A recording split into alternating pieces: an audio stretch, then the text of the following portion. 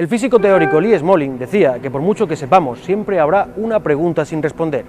Ese hueco, esa cabida, es lo que deja lugar al misticismo, y en Zona Cero nos encargamos de averiguar qué hay tras él.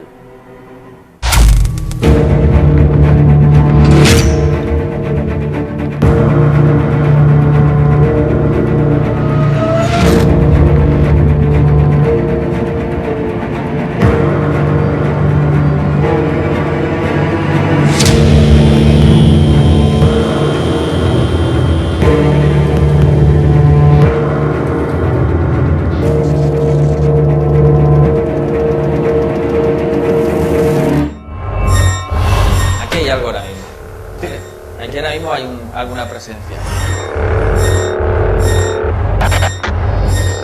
Si hay alguien, lo que hay que hacer es ayudarle, también a que se eleve y encuentre la luz.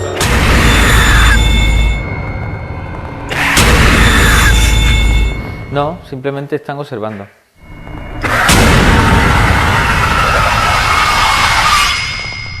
¿Quién fue el que mató al hombre, al dueño?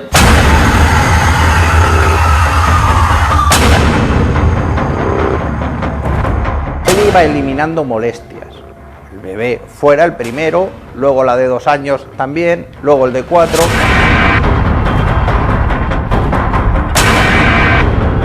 Utilizó lo que es claramente una dosis letal, es decir, mata al 100% de los seres vivos.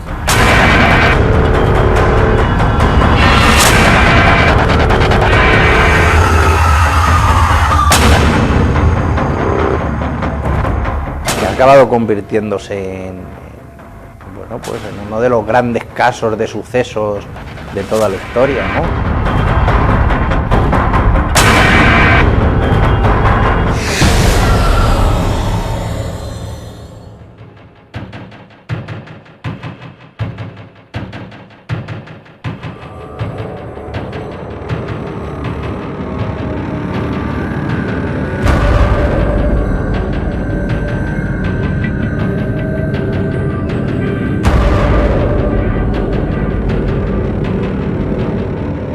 El 16 de julio de 1977 se inauguraba en La Unión un hostal que iba a ser muy conocido, tristemente, años después. Se llamaba el Hostal El Cónsul, este lugar en el que nos encontramos. Aquí fue encontrado el cuerpo sin vida de Alfonso Martínez Saura.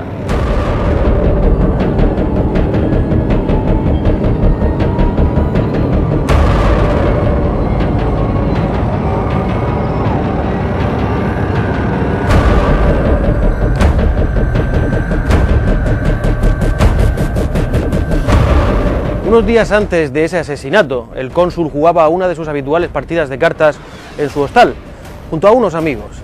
A estos llegó a comentarle que sentía cierto temor, cierto miedo, porque parece ser que alguien estaba llamando a su puerta, pero cuando él acudía a abrirla, no encontraba a nadie allí.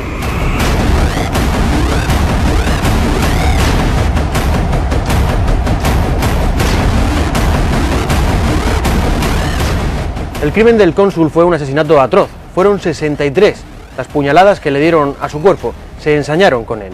Ese crimen, ese asesinato de Alfonso Martínez Saura, fue justamente aquí.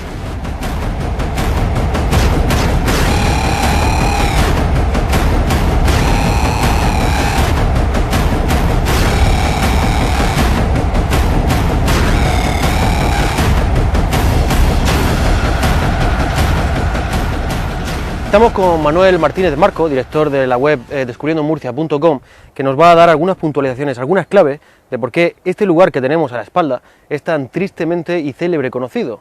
Manuel, ¿por qué este hostal, el Cónsul, es así de conocido? Bueno, nada más, si nos fijamos en el local, en la localización, ya vemos que tiene una peculiaridad bastante clara, está encima de un cerro, el acceso no es muy fácil que digamos, la zona no es muy turística, no parece muy claro cuál es la funcionalidad de abrir un hostal tan apartado de la civilización. Sí es cierto que los vecinos del lugar siempre han comentado que a este sitio rondaba gente un poco sospechosa. ¿Qué es lo que sucede en marzo de 1982? Bien, el crimen del cónsul, las claves del crimen del cónsul, ¿por qué se hace famoso? Son prácticamente dos. El primero es porque es un crimen atroz. Estamos hablando de que a una persona le asestan más de 60 puñaladas. El segundo punto clave es que todas las ventanas, todas las puertas que accedían al local, cuando llega la policía estaban todas cerradas por dentro. Estaba el local cerrado a cal y canto.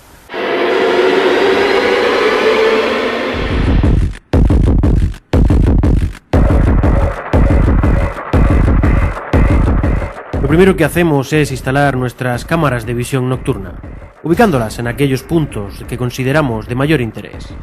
Lo que buscamos es sencillo en teoría, pero complicado en la práctica. Tratamos de descubrir si sigue habiendo huéspedes en este viejo hostal.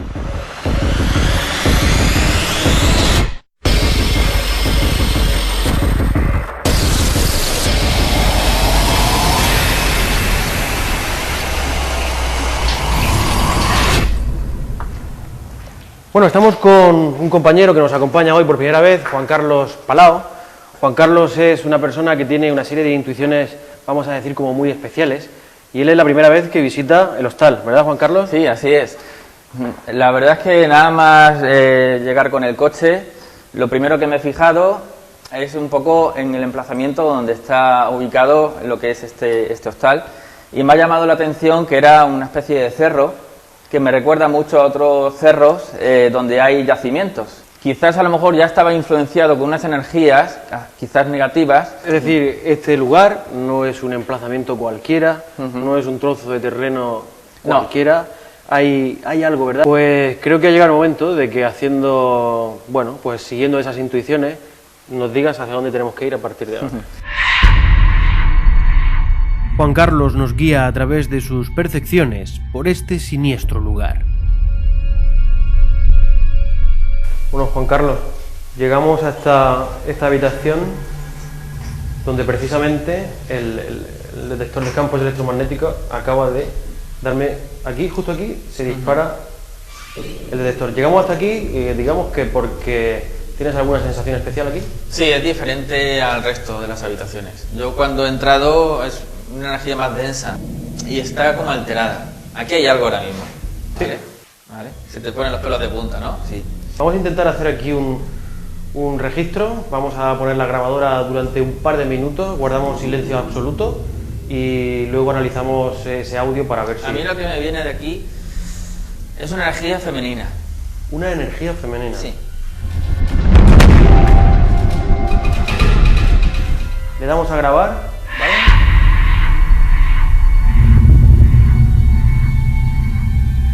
Grabación el cónsul.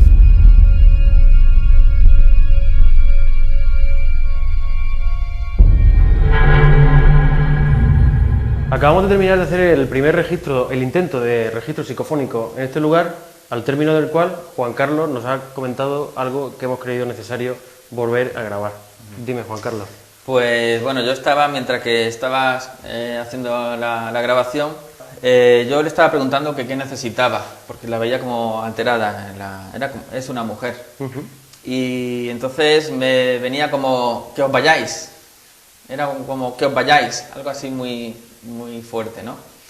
Y está como alterada, es una mujer un poco histérica. La presencia femenina que nuestro medium percibe en esta habitación quiere que nos vayamos. Él se quedará solo en el baño, hablando con ella.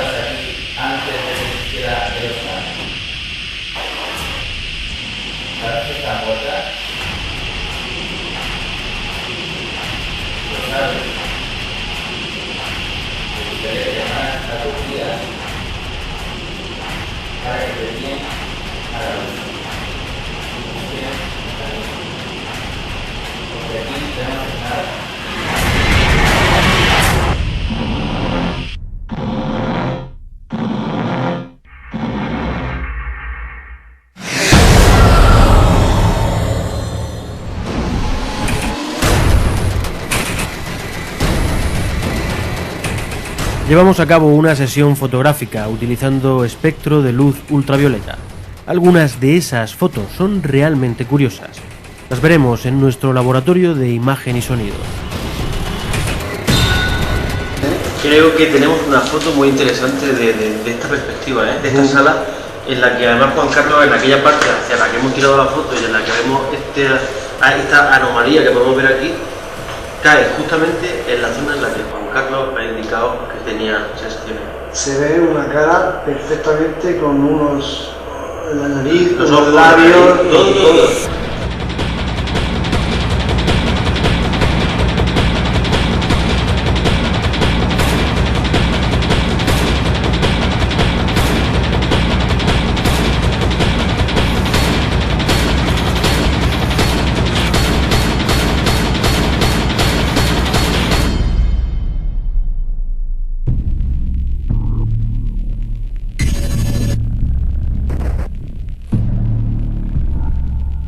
Estamos justo en la habitación donde Juan Carlos ha tenido las mayores sensaciones y donde ha hecho alguna psicofonía y ha invocado a una persona, a una mujer, decía él.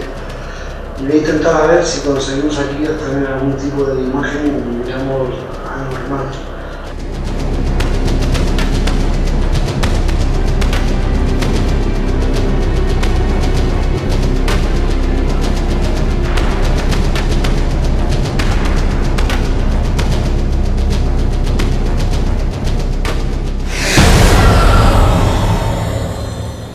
Bueno, Juan Carlos, llegamos hasta esta zona del hostal en la que veníamos comentando precisamente que esta parte de aquí probablemente fuera las dependencias personales de Alfonso. Y estamos en la antesala de lo que sería el patio, que visto desde arriba, el edificio, precisamente este patio al que vamos a acceder a continuación, sería como la hendidura de una cerradura. Hay que decir que todo el edificio en sí tiene forma de cerradura.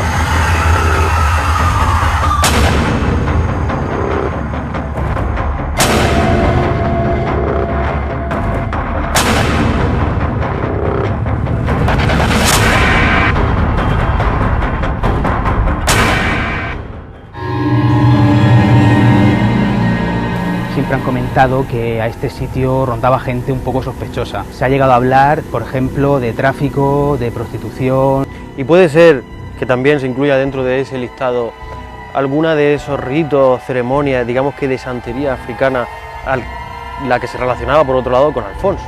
Era un personaje pintoresco. En su armario no había camisas, no había pantalones, vestía con túnicas, él viene muy impregnado de la cultura africana. La decoración del local es africana totalmente. Y bueno, él siempre había comentado a sus más allegados que tenía pues algún tipo de experiencia paranormal, que a él no le asustaba porque venía de una tierra de África donde le habían enseñado a convivir con los espíritus. Te voy a dejar una foto que no has visto hasta este momento y que es la única imagen que hay de Alfonso, precisamente propietario y la persona que murió aquí. Sí. Y quiero que me cuentes lo que te transmite. Bueno, yo lo que me viene un poquillo de esta persona, como te digo, era una persona pudiente, una persona que tenía dinero, influencias. Me viene como mujeriego, ¿no? Con muchas mujeres. Era muy inteligente. Era como que sabía un poco manipular. Puede ser que muriera a 62, 60, 62 o por ahí. Por ahí está. Te engañaba, era infiel. No me extrañaría que muriera por ser infiel. Y también hay un hombre joven, no sé, 40 años, 25, 40 años. ¿Ves a un hombre joven relacionado con la muerte de Alfonso?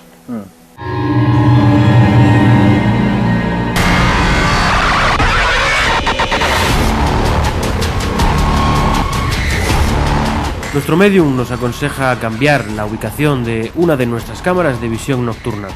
Tus percepciones son más fuertes en esta sala.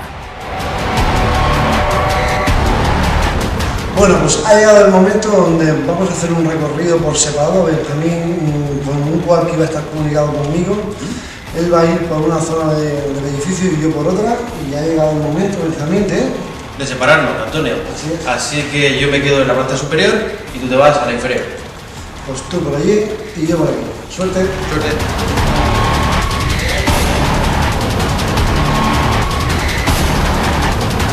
Benjamín, ¿me escuchas? Voy a introducirme hacia el patio, que anteriormente había una cama, y ir hacia allá. Con estos paseos en solitario, lo que buscamos en un primer término es encontrarnos de frente con aquello que venimos buscando, con esas presencias imposibles. Pero sabemos que estos son fenómenos esquivos y que no están ahí para todo aquel que quiera verlo.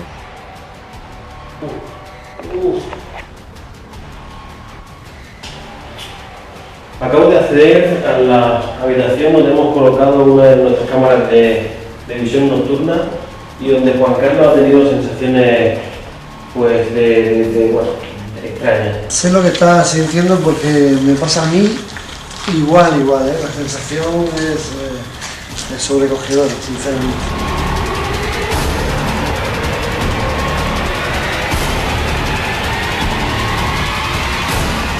Antonio, una persona acostumbrada a los deportes de riesgo y a las emociones fuertes, se siente por primera vez ligeramente superado por lo que siente en este lugar.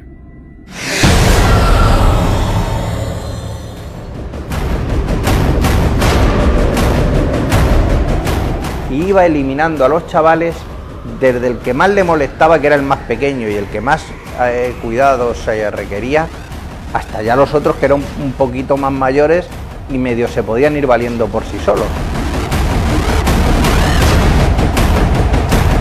La psicopatía no se cura. La psicopatía es algo inherente que está dentro de esa persona, de ser humano. La psicopatía se produce por una falta de mecanismos de control.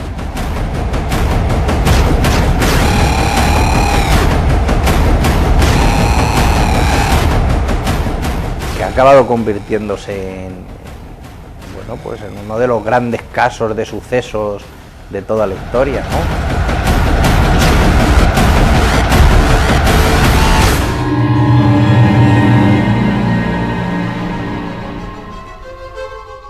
Seguimos acompañando a Juan Carlos durante su recorrido por este hostal. Hay una zona concreta, la zona del óvalo, en la que nos dice clara y abiertamente que algo nos está observando en ese momento. ¿Qué quieren de nosotros? No, simplemente están observando. Es una energía, no sé, buena, Ajá. ¿vale? Simplemente es como de observación. ¿Y qué está aquí? Sí. Me llega hasta incluso de niños. El detector dice que sí. Juan Carlos acaba de ofrecer voluntario para realizar, digamos que una experimentación con un encierro. Vas a hacer un encierro, te vas a quedar solo en esta sala que antes comentábamos que tenía una serie de connotaciones especiales. Sí, Cuéntanos. porque como no sé muy bien qué es lo que ha sucedido, como he dicho antes, me llega como algo de niños, pero no sé si está relacionado con el lugar, o sea, con el entorno o con el edificio.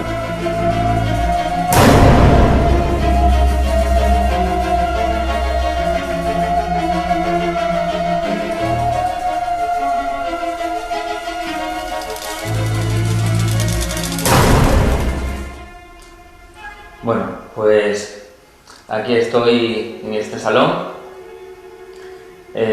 a solas, con una luz muy tenue, en rojo ahora mismo.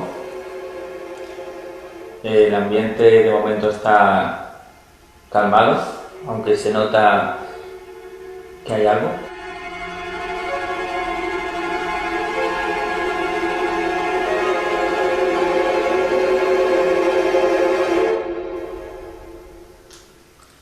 Bueno, quiero preguntar si efectivamente aquí había niños.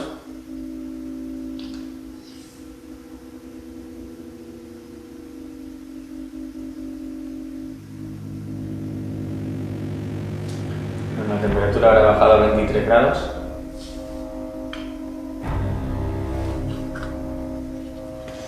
Juan Carlos, ¿puedes confirmarlo con el termómetro IR?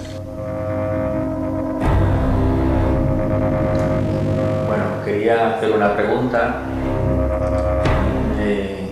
¿Qué fue lo que aquí ocurrió?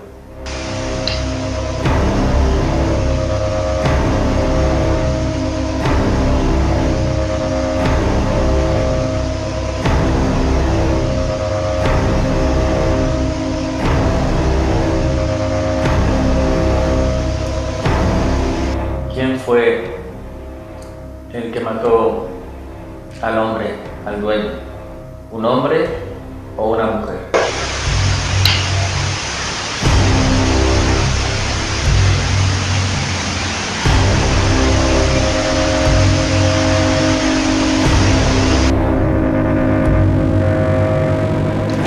¿Hay alguno por la parte de arriba?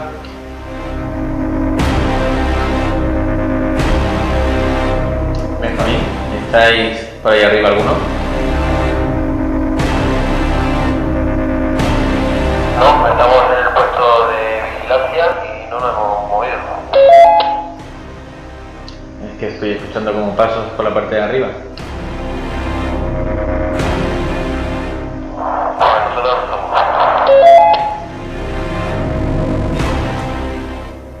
¿Hay en este edificio algo oculto que aún no se conoce y que quiera salir a la luz? Juan Carlos continúa aislado en el interior del hostal El Cónsul. Asegura sentir la presencia de algo que no puede ver.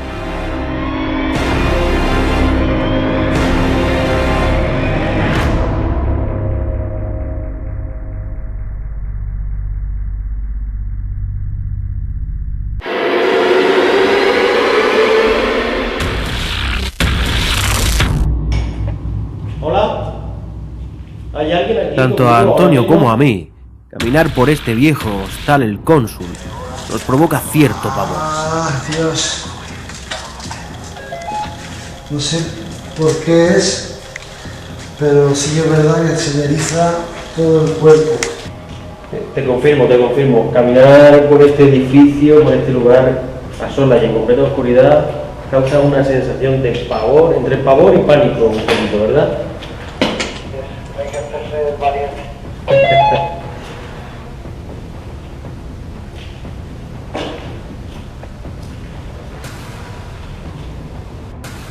Intentamos mantener la calma en un lugar que a ambos nos provoca estupor. Creo que es algo que antes Juan Carlos nos ha dicho.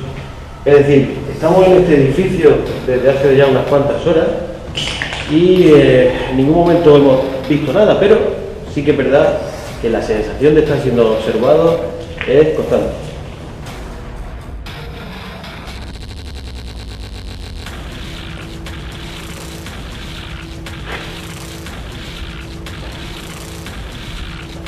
Hola. Lo que hacemos es experimentar con lo que estos lugares nos provocan. Ese pavor, ese miedo, que a veces nos es tan difícil de controlar.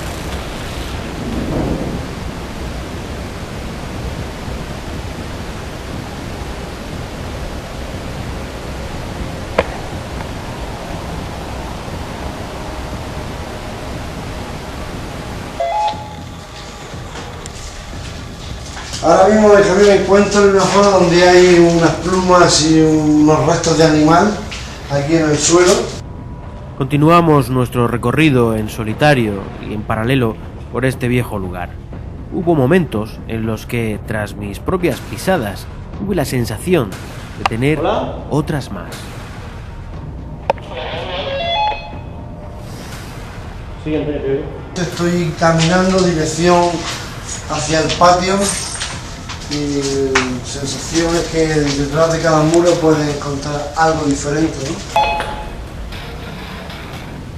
Me ha parecido ir algo.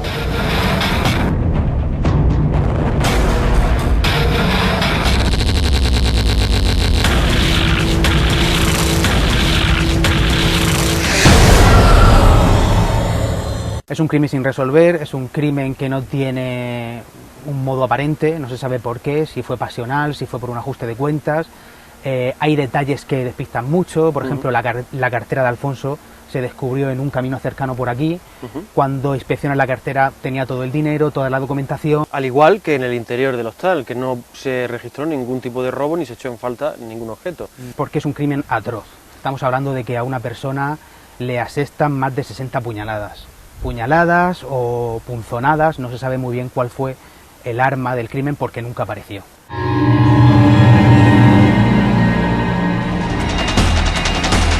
Nuestro medium continúa su recorrido por este hostal, dejándose llevar por sus percepciones. La verdad es que ha ido cambiando la energía en todo el edificio. Desde que hemos dado la vuelta he ido notando que ha ido cambiando la energía. Sí, sí.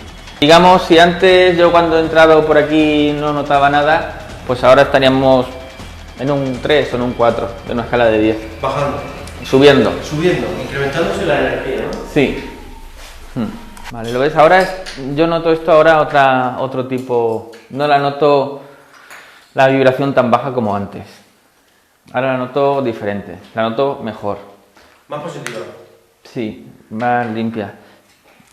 Podemos hacer otra grabación y la podríamos hacer con ruido blanco de fondo, a ver si se queda alguna inclusión. Que el ruido blanco, digamos, es como cuando deja uno una emisora en la radio que no se coge nada, simplemente se oye el shh. Exactamente, eso es el ruido blanco.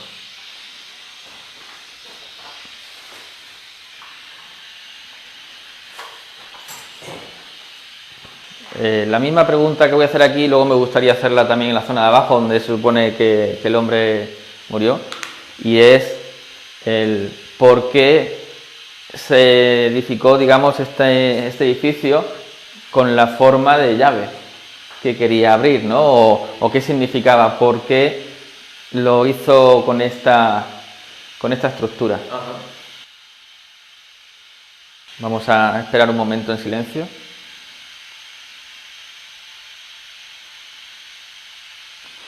Como he dicho, está como más limpio. Si os dais cuenta, ni sube la frecuencia ni nada. Está la persona que había aquí, ojalá ya se haya ido.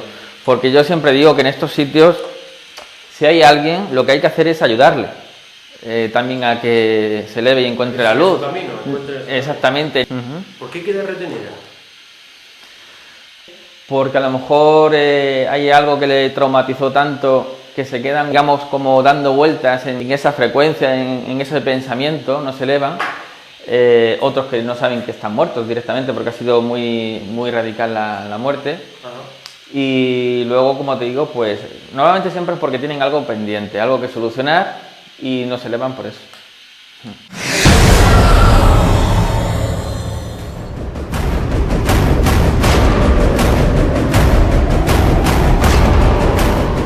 Pero ella iba eliminando molestias. El bebé fuera el primero, luego la de 2 años también, luego el de 4.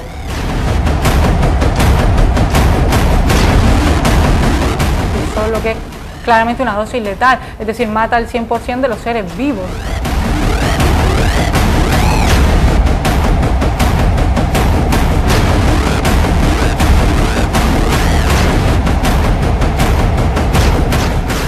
Que ha acabado convirtiéndose en, bueno, pues en uno de los grandes casos de sucesos de toda la historia, ¿no?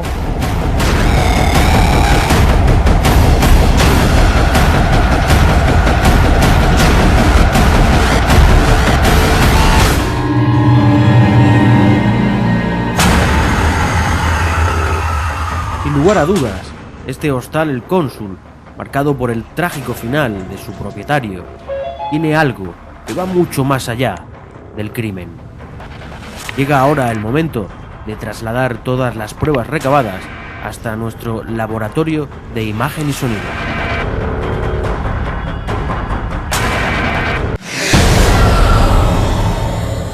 Llegamos al laboratorio de sonido de Zona Cero para analizar precisamente todos aquellos registros de audio y fotografías que hemos realizado durante el rodaje en el hostal El Cónsul. Para ello está ya con nosotros nuestro colaborador y especialista Joaquín Abenza. Joaquín, buenas noches. Buenas noches, Benjamín.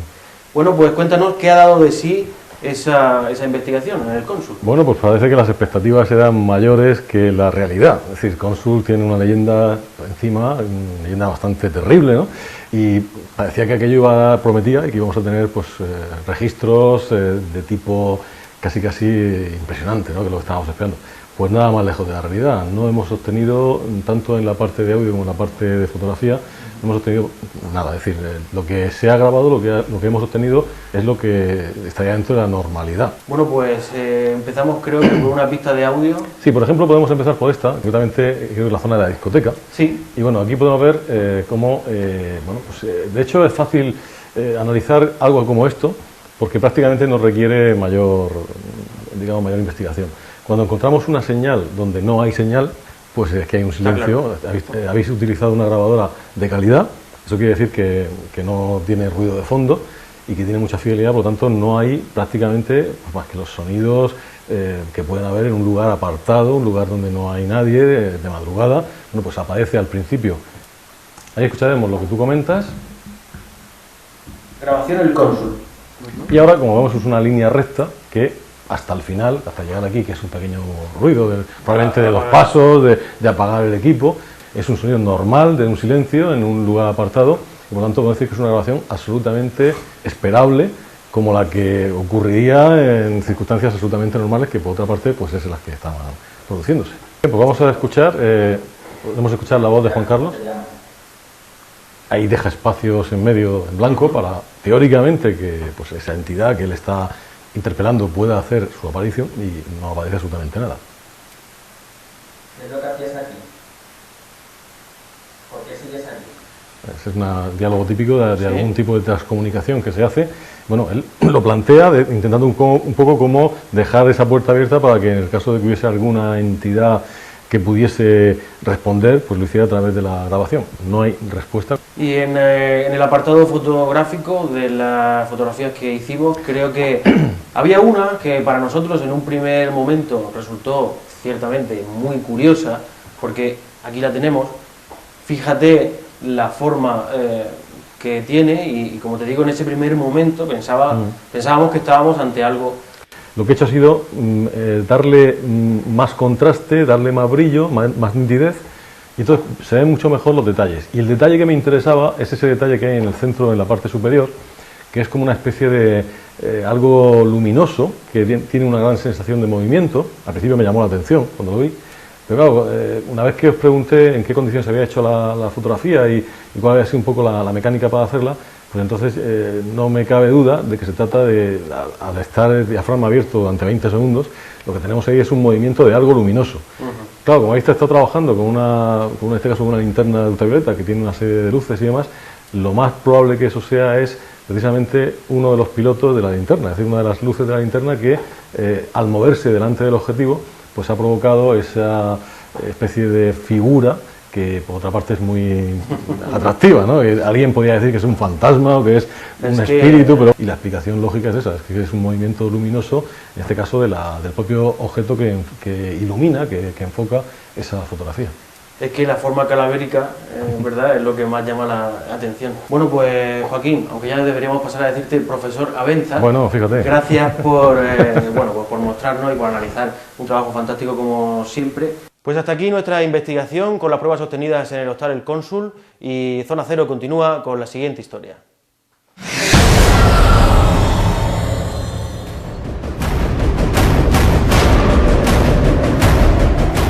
Y iba eliminando a los chavales desde el que más le molestaba, que era el más pequeño y el que más cuidados requería, hasta ya los otros que eran un poquito más mayores y medio se podían ir valiendo por sí solos.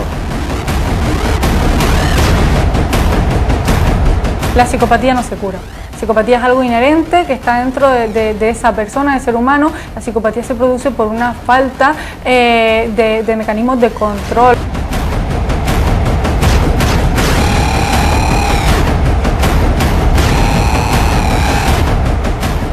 Que ha acabado convirtiéndose en, bueno, pues en uno de los grandes casos de sucesos de toda la historia, ¿no?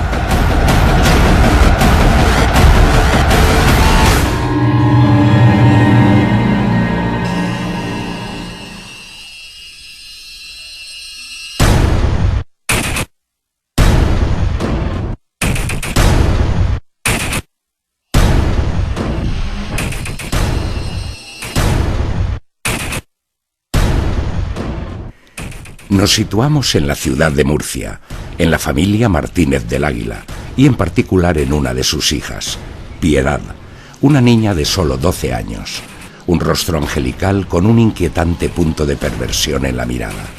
Las crónicas de la época la describieron como extraña, irónica, juguetona, viva de pupilas y muy asustada.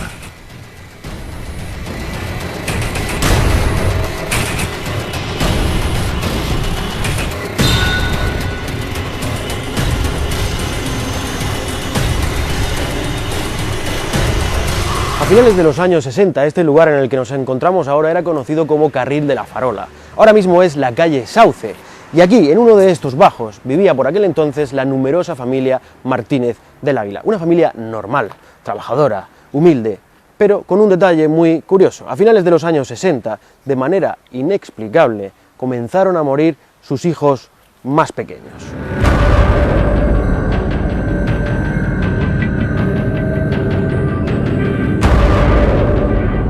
De la numerosa familia Martínez del Águila, centraremos la atención en los protagonistas de esta historia.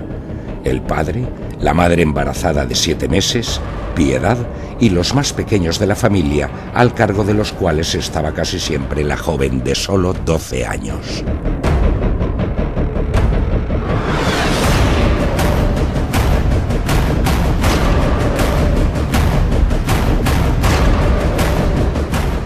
Es verdad que esta es una familia humilde, que era una familia, bueno, pues de la época, ¿no? Sin apenas recursos, que había vivido en un poblado chabolista, que luego fueron realojados en una casa social del Carril de la Farola, creo recordar que se llamaba.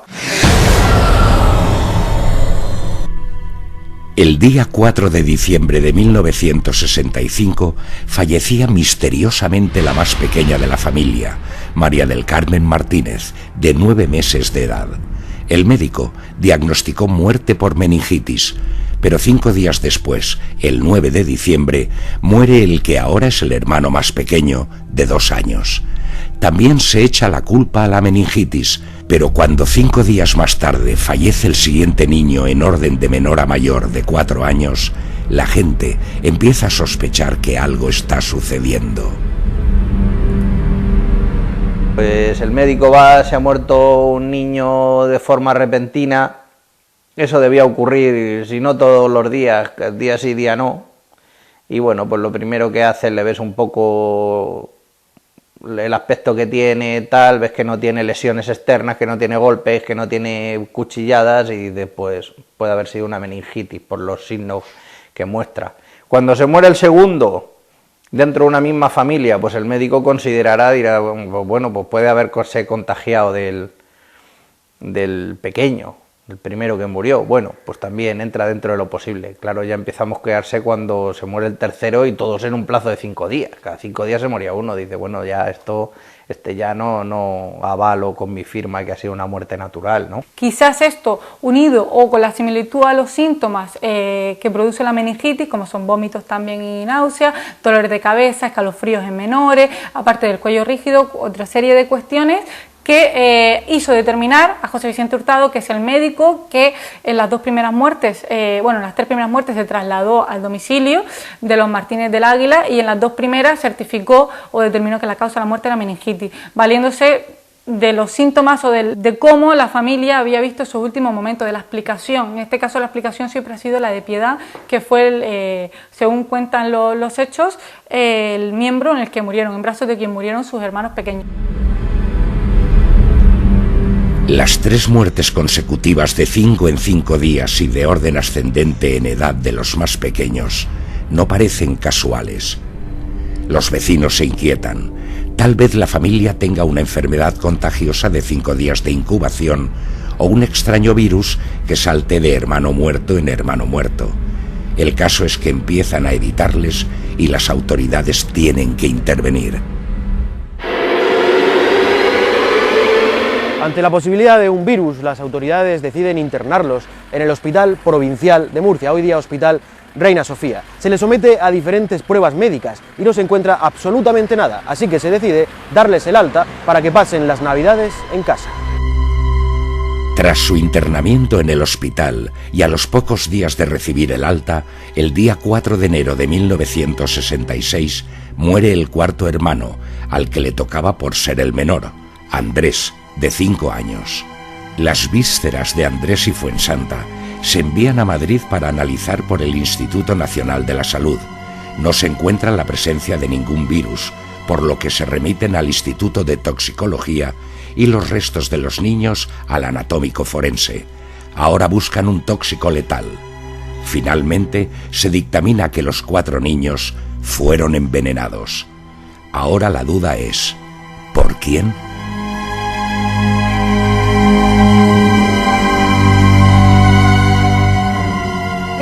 Que llegan los datos de toxicología de Madrid de las muestras de las vísceras de los cuatro hijos de los 4 hermanos fallecidos, se determina que la causa ha sido por envenenamiento. Lo primero que hace es detenerse a los padres como autoridad dentro de la casa, como adulto dentro del seno familiar y como corresponsables o responsables de la situación. Si bien las investigaciones, las indagaciones y los interrogatorios que se llevan a cabo por separado de todos los miembros de la familia determinan que Piedad conocía de los efectos de mezclar o de introducir cloro en la leche o en los alimentos de los hermanos.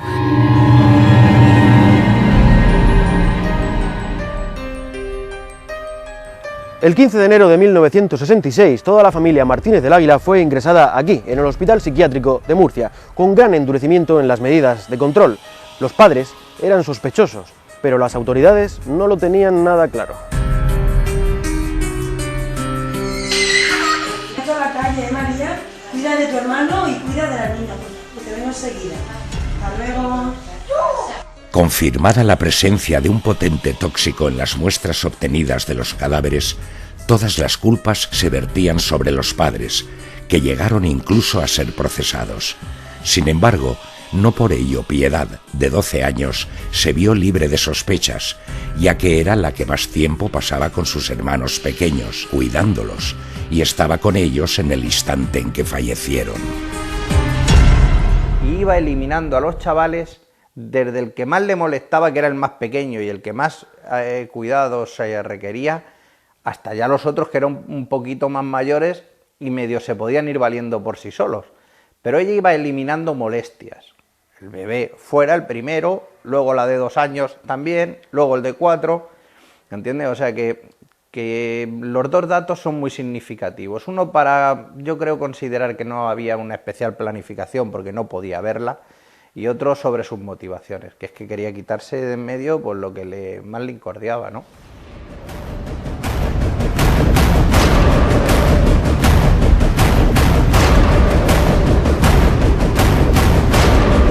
Fue un inspector el que enlazó el cianuro presente en un matarratas hallado en la casa con el cloro de unas pastillas que la menor manejaba asiduamente para limpiar metales, lo que permitió resolver el caso.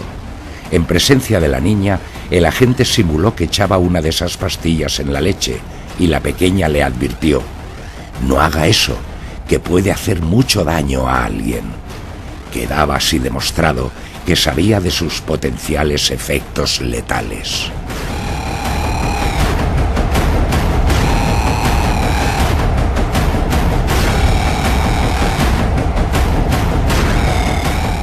Yo creo que la mezcló pensando en que eran tóxicos, que los podría hacer enfermar, pero aparte la cantidad era letal. De hecho, con el resto no se determina en ningún momento de la historia, no se llega a saber por los análisis de toxicología que haya variado de la dosis, sino simplemente funcionaba y la siguió aplicando, utilizó lo que es claramente una dosis letal, es decir, mata al 100% de los seres vivos. Pues las sustancias son simplemente las que tienes a mano. Tampoco es una cría con preparación para buscar por ahí algún tipo de veneno que deje menos pistas, que no sé qué. Pues ella en la casa había matar ratas porque habría ratas y dijo: si mata a las ratas, mata a un bebé. Esto es cuestión de dosis. Y luego pues el cloro, que seguramente vería que en el bote donde había, decía ya una calavera, cuidado, muy tóxico, unas pastillas de cloro que utilizaba para limpiar los metales y la plata, que sus padres lo dejaban allí y le decían: nena, límpiame el candelabro, límpiame el no sé qué, y dijo: pues esto mezclándolo me lo llevo para adelante, seguro, y no se equivocaba, vamos.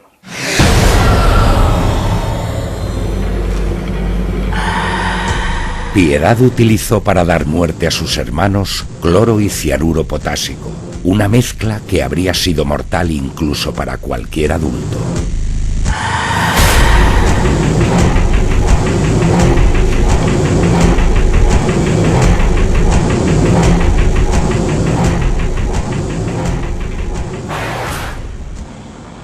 La inconsistencia en las declaraciones de Piedad, de la madre y del resto de los miembros de la familia hacen sospechar que la única que tiene conocimiento de los productos utilizados y de la consecución y de la administración de esos productos es Piedad. Por lo tanto, teniendo en cuenta que los hermanos murieron justo en sus brazos, que había sido ella la que estaba a su cargo, que había sido ella la última en administrarle el desayuno, llevaron a determinar que había sido ella la responsable y la autora de la muerte, sin ningún tipo de cooperación necesaria ni coautoría por parte de ningún otro miembro de la familia.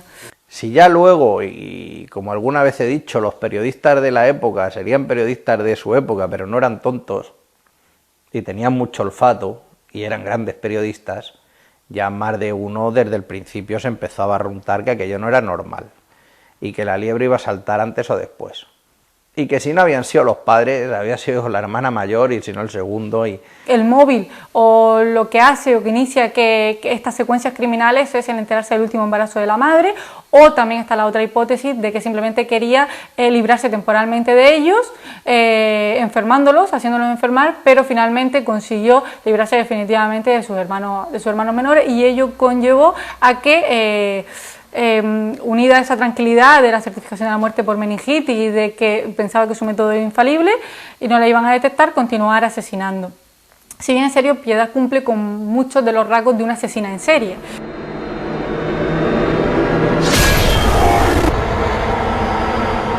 El Tribunal Tutelar de Menores determinó que Piedad había sido la autora de las muertes.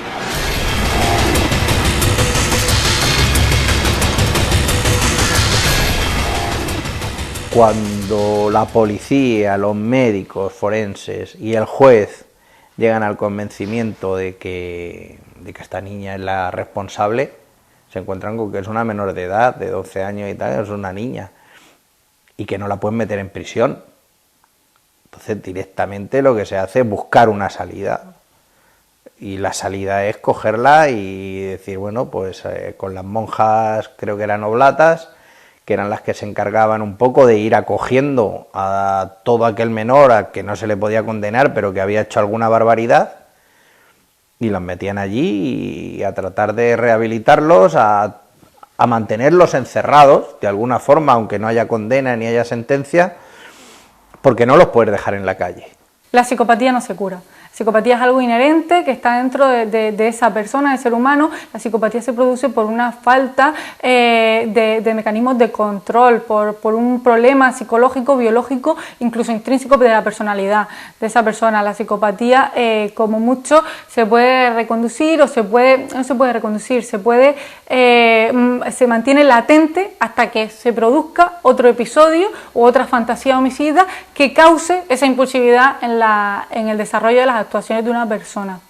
Tras confirmarse la culpabilidad de Piedad, fue puesta a disposición del Tribunal Tutelar de Menores, que decidió su internamiento en el convento de las Hermanas Oblatas, que se encontraba justamente aquí, hoy día rehabilitado como residencia universitaria. Desde entonces, desde ese momento en el que Piedad es internada, se le pierde la pista para siempre. Se lanzaron ahí como fieras a seguir un caso que ha acabado convirtiéndose bueno, pues en uno de los grandes casos de sucesos de toda la historia, ¿no? Los Martínez del Águila, pues es uno de esos asuntos que para las crónicas de sucesos de toda la época figuran ahí, junto con otros cuantos, por el crimen de los Galindo, los marqueses de Urquijo, los grandes casos de la historia negra de España, y mucho más de Murcia, pasan por este crimen.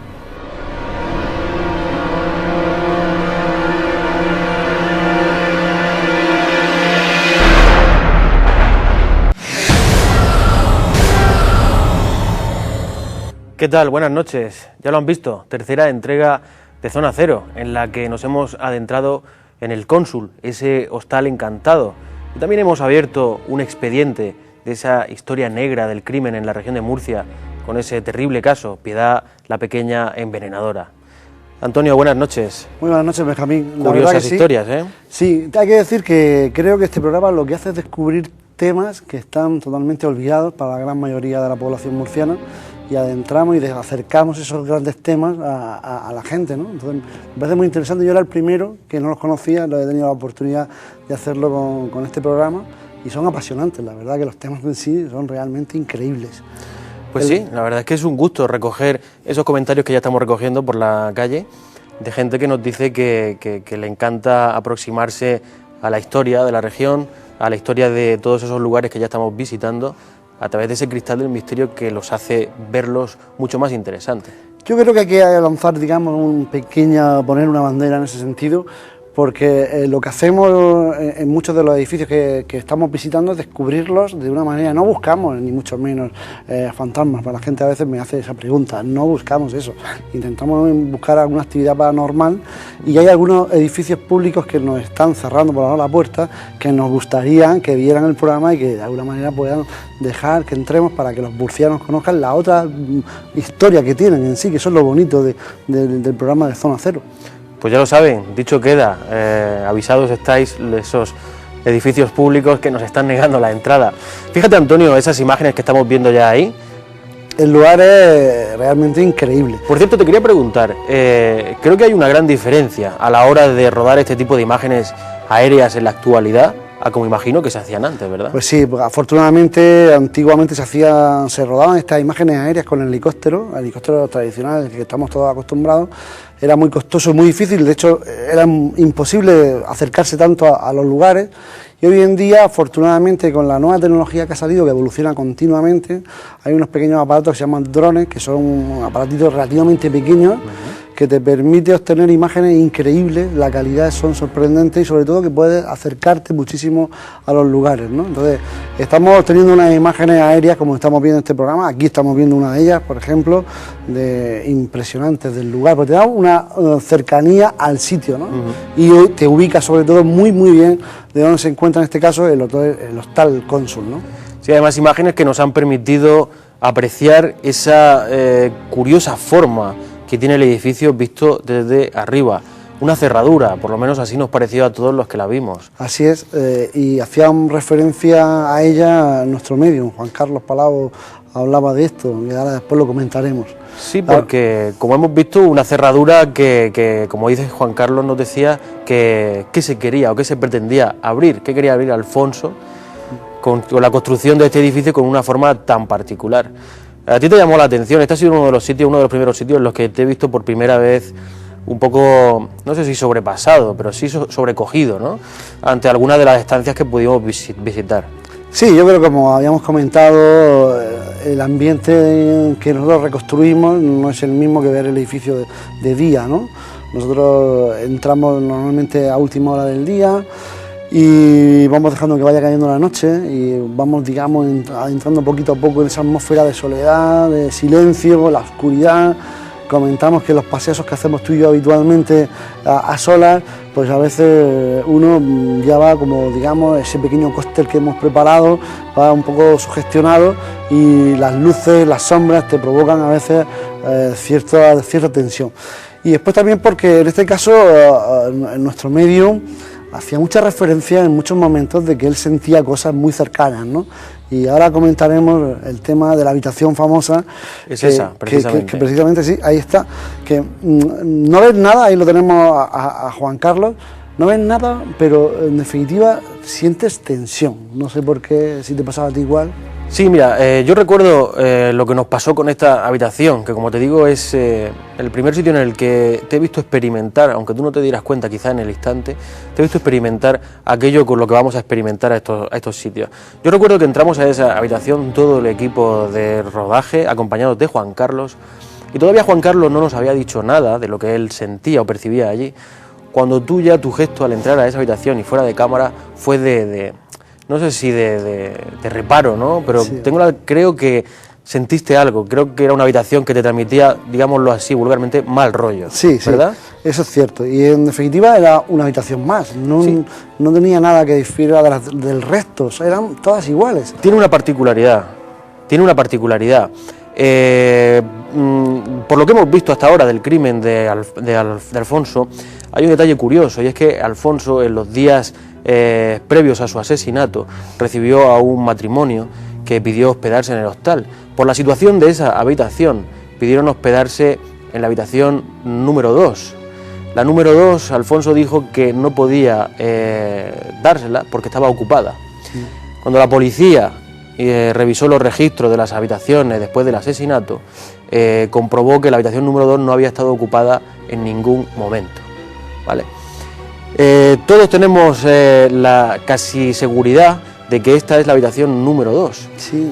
Y esa es la habitación en la que Juan Carlos nos dice que siente una presencia femenina, además que está muy agitada. Sí, ¿verdad? sí, decía él en todo momento que sentía una mujer que lloraba y que estaba atrapada allí y que quería salir y que nos pedía que nos fuéramos.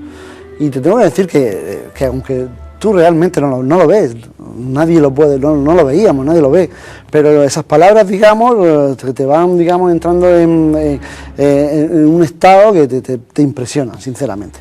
Hombre, pues ahí no se ve, pero cuando Juan Carlos se queda solo en el baño por expresa petición de él y mantiene esa conversación con esa supuesta entidad femenina a la que le pide que se vaya hacia esa luz, que siga su tránsito, nosotros estábamos justo fuera, en la puerta de entrada a la habitación, y nuestras caras, como los espectadores pueden imaginar, mientras escuchábamos esa conversación, era, bueno, realmente estábamos muy asombrados, ¿verdad? Sí, sí, la verdad que sí, es sorprendente.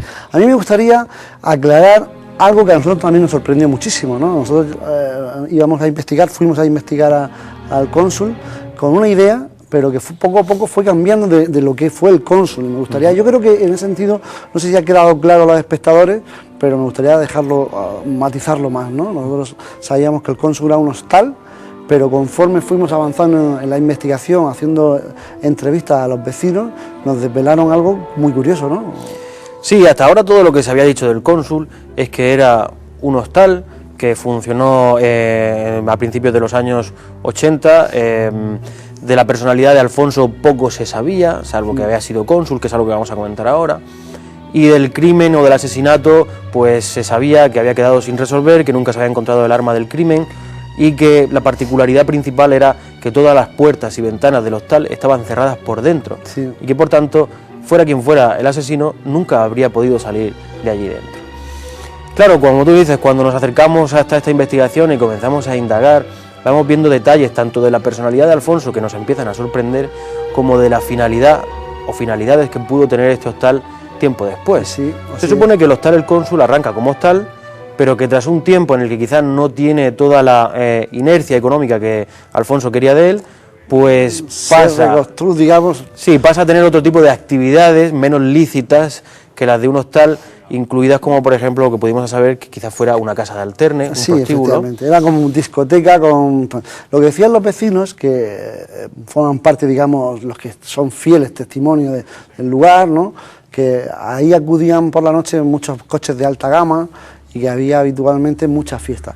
Es cierto que es difícil que un hostal tenga las paredes de esos colores, ¿no? Eran colores muy brillantes, muy fuertes, azules, verdes, o sea que se dejaba más a una sala de fiestas que realmente a un hostal, ¿no? En ese sentido nos sorprende bastante de que... Y por otro lado también es curioso porque el hostal, para los que sepan dónde se encuentra, vamos, yo no conocía el lugar exactamente hasta que fuimos al rodaje.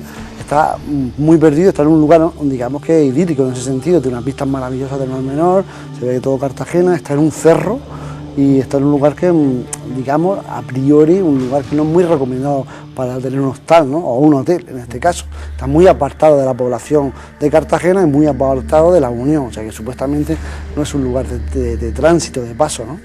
Pues sí, el emplazamiento es otro de los sitios que en principio pensábamos que era aleatorio, que era un lugar que Alfonso había elegido al azar, pero como te digo, dentro de esa investigación nos damos cuenta, primero, que Alfonso, siendo nativo y habiendo crecido en esa comarca de la Unión, había pastoreado en su infancia por ese mismo cerro. Sí. Sabemos que Alfonso lo eligió no porque sí y no solamente por el hecho de conocerlo, sino porque es un cerro que tiene construcciones muy remotas, muy antiguas, es un enclave que según el medium tenía como cierta energía telúrica que emanaba de la propia montaña, y todo eso unido a la forma tan curiosa de cerradura que tiene el edificio, y que Alfonso, cuando llega y construye este hostal, venía de Costa de Marfil, sí, que fue trabajar como cónsul, como diplomático, claro, trabajó como cónsul en Costa de Marfil, y además, por lo visto, se cuenta que vino de esa estancia en Costa de Marfil contagiado de todo lo que era el tema de la cultura africana en cuanto a santería, tipo de ceremonias, por lo que se dice extrañas. Alfonso era un tipo muy peculiar, se hizo muy peculiar y muy conocido. Pero es curioso también una cosa, Benjamín, que siendo peculiar y siendo un crimen realmente atroz como lo fue, hay poca información y todavía está sin desvelar quién fue y cómo fue realmente. O sea, es sorprendente. También imagino que esto se debe un poco a los años donde sucedió, ¿no? Hoy en día, seguramente con las técnicas de investigación policiales sería mucho más fácil de descubrir al asesino y el arma, ¿no? Pero en este caso están todavía por desvelar las dos cosas, las dos incógnitas, ¿no? Fíjate que no sabe uno qué pensar, porque nosotros no vamos a descubrir la pólvora, como se dice vulgarmente. No, mucho menos. Pues no. Pero claro, llegamos allí pensando que era un crimen, pues como decimos, ¿no? Sin respuesta, sin posibilidad, que la policía no lo había resuelto. Y una de las paradojas es que no se sabía cómo el criminal pudo escapar del lugar. Y nosotros, al llegar allí, a simple golpe de vista, uno se puede fácilmente dar cuenta de que por ese ojo que hay en el patio, bueno, pues es asumible la posibilidad de que alguien pudiera trepar hasta él y saltar, ¿no? Claro, hay una serie de connotaciones dentro del caso que lo hacen muy particular y que dan a pensar algunas posibilidades por las cuales el crimen quizás no pudo llevarse a resolución, ¿no? Pero hoy por hoy sigue siendo, tanto por lo criminal, uno de los casos más extraños, sin resolver en la región, y que ha marcado un lugar ya para formar parte de lo que es esos lugares encantados, porque nosotros estuvimos buscando ese espíritu de Alfonso, o ese espíritu que parece que se ha quedado pegado de alguna manera a este hostal El Cónsul, pero que, bueno, como hemos visto, no tuvimos la suerte de encontrarnos con esa. Efectivamente. Sí, pero es sorprendente realmente el caso en sí, ¿no? Cómo le aceptan 60 puñaladas, realmente es atroz, ¿no? Y después, que efectivamente no roban nada, la cartera aparece con todos sus objetos, o sea que en definitiva tuvo que ser un ajuste de cuentas o una pelea, efectivamente. Sí, hay gato encerrado, como se suele decir, y este caso es un caso realmente, como decimos, muy, muy curioso, como bueno, pues como también es el que vamos a ver ahora a continuación, ¿verdad? Pues sí, la verdad que en este capítulo que acabamos de ver hoy hay dos temas realmente apasionantes, el que acabamos de comentar y el que viene ahora, de Piedad, la pequeña envenenadora, que también es sorprendente, ¿no? La verdad que Piedad, una niña que a priori es una niña normal, mata a 4 de sus hermanos y lleva a la familia a una situación totalmente caótica, ¿no? Fíjate, cuando me pongo a bucear en la inmensidad de crímenes de la región de Murcia y encuentro ese titular de Piedad, pues me quedo estupefacto, porque era un caso que no conocía, como supongo que muchos de los espectadores hoy habrán descubierto. Claro, son totalmente desconocidos, aun teniendo esta importancia a nivel nacional, realmente. 12 años tenía Piedad, ¿eh? 12 años. Una niña que bueno, lo que hace es poner en jaque a la policía de la época, a los medios de comunicación del momento, porque los medios de comunicación se lanzan como depredadores informativos sobre este caso. Empiezan a morirse niños de la familia, desde el más pequeño hasta el mayor. Como hemos visto, al principio la medicina de la época entiende que se trataba de algo normal, muertes fortuitas por meningitis. Efectivamente. Me gustaría, antes de avanzar, ubicar exactamente el lugar donde vivía esta familia, que es un barrio murciano conocido, que todavía está en pie, vamos, que todavía están las casas, ¿no? Y son los bloques antiguos, la zona del Infante Juan Manuel, digamos, Barrio del Progreso, en fin, esa zona de Murcia, donde vivía una familia que era, como estamos viendo ahí, estamos viendo las imágenes, una familia que era, digamos, trabajadores modestos, que desgraciadamente pues tenían que salir de casa padre y madre y dejaban al hijo mayor a cargo de los hijos. Eso sucedía en todas las familias, porque la mayor parte de ellas, pero afortunadamente no todas las familias tenían, los hechos sucedían iguales, ¿no? Sí, tú fíjate que la familia Martínez del Águila eran un total de 11 personas, entre padre, madre y todos los hermanos que eran, ¿no? Tan humildes eran que vivían en una zona de chabolas y que el ayuntamiento en ese momento decide reubicar en una calle que se llamaba por aquel entonces el Carril de la Farola, que es donde ahora está la calle Sauce, justo en esa zona, en ese perímetro que has comentado tú, y ahí son realojados esta familia.